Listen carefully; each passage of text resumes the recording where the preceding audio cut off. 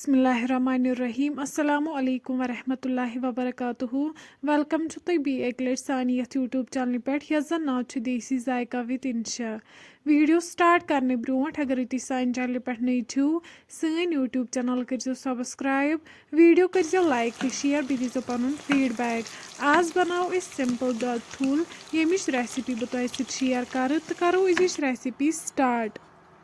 Recipe बनाने खतर निमित boiler ठूल one कढ़ाई मज तील निमुत तील गरम गसित त्रो वनिस ठूल अथ मज करहोक असल पे फ्राई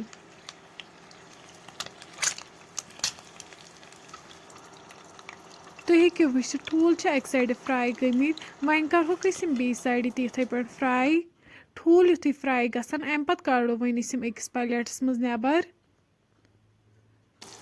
वन त्रो अथ तिलस मज रुहन बे त्रो गंड रुहन तो गंड करहोन असल पे फ्राई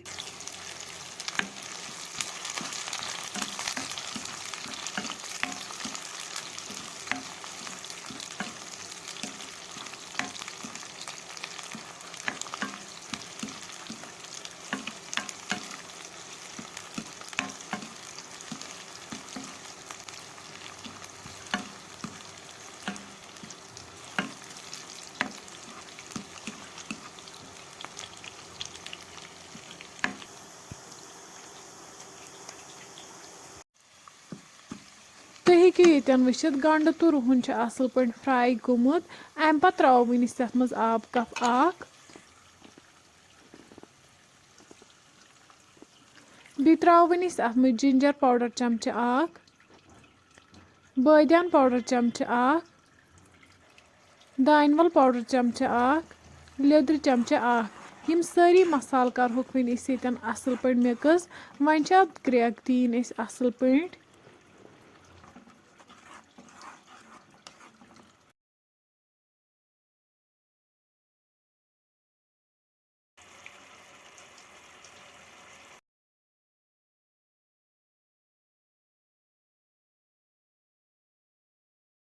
अम पत त्रो वनिस तथ मज दूध 1 लीटर वन थो अत पे ठांड तीस कालस अमिच ग्रेवी कम गि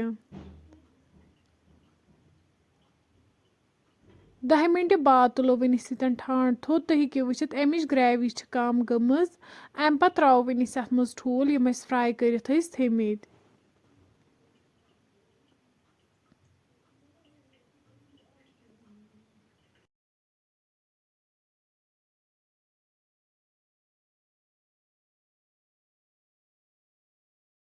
लास्टस पे त्रो वनिस अत मज नून चमच 2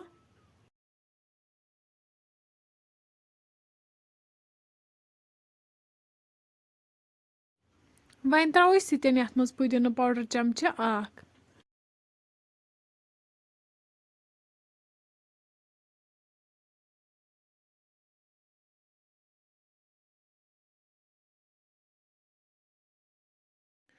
तुम हेकु वुचिथ लास्टस पे त्रो वनिस मेथ अत मज सन रेसिपी यन बिल्कुल तैयार फ्रेंड्स अगर ये सोन अजुक वीडियो पसंद आमुत सन यूट्यूब चैनल कर सब्सक्राइब वीडियो कर लाइक तो शेयर बे दीजो पन फीडबैक अल्लाह हाफिज।